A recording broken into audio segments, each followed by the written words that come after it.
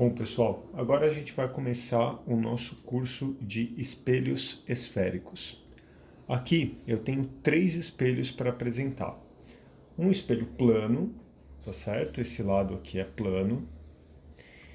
Esse lado é um espelho do tipo côncavo, tá? Ele é mais fundo aqui no meio, então ele tem esse formato, uma espécie de uma cumbuca, digamos assim, mas é muito leve, não dá para perceber muito bem. E aqui eu tenho um espelho do tipo convexo. Esse espelho ele é uma conchinha, assim, certo? Esse espelho é aquele que fica próximo à porta de saída de estacionamentos ou à porta traseira do ônibus. O que a gente vai fazer são alguns experimentos para discutir o tipo de imagem que cada um desses espelhos forma. Para isso a gente vai usar aqui uma vela acesa. Essa vela acesa vai servir de objeto.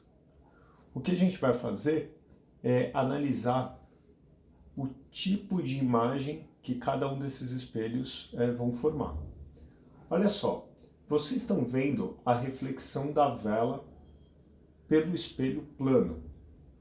O que dá para ver aqui foi o que a gente já estudou previamente.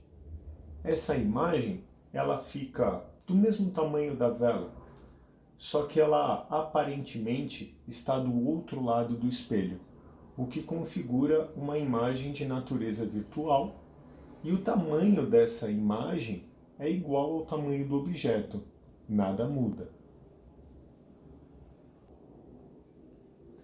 Agora, a gente está vendo a vela de frente ao espelho côncavo, que é o espelho usado normalmente para maquiagem. O que dá para a gente perceber é o seguinte: com esse espelho próximo à vela, a gente vê a vela ainda assim aparentemente atrás do espelho, só que a imagem fica de um tamanho consideravelmente maior do que a vela. E agora a gente está vendo a imagem que o espelho convexo forma da vela. O que dá para a gente perceber é uma imagem consideravelmente menor do que a vela. Inclusive, vocês estão vendo uma área do quarto muito mais ampla do que vocês estavam vendo. Qual que é a explicação? Uma vez que esse espelho forma uma imagem menor de tudo, de uma certa forma cabe mais coisa dentro dessa área do espelho. Portanto, esse espelho convexo acaba sendo utilizado em algumas situações para a gente ter uma ampliação do campo visual. Bom, agora eu apaguei a luz do quarto para a gente ver o que cada espelho pode formar a partir da reflexão da luz dessa vela num anteparo, no caso, a parede. Ou seja, eu estou usando a parede do quarto de tela para a gente ver o que acontece. Primeiro, eu estou mostrando a face plana do espelho para a vela. Então, o que está acontecendo? A luz da vela bate no espelho e o espelho reflete na parede. O que dá para a gente ver aqui é um facho luminoso, como se esse espelho ele tivesse sendo uma lanterna, um holofote da luz dessa vela, tá certo? Mesmo que eu afaste o espelho ou aproxime o espelho da vela, tudo que a gente consegue ver é um borrão de luz aqui na parede, tá? Ou seja, eu não consigo ver nada definido, apenas um borrão de luz na parede. Isso com o espelho plano. Agora com o espelho convexo. Com o espelho convexo fica ainda mais sem graça.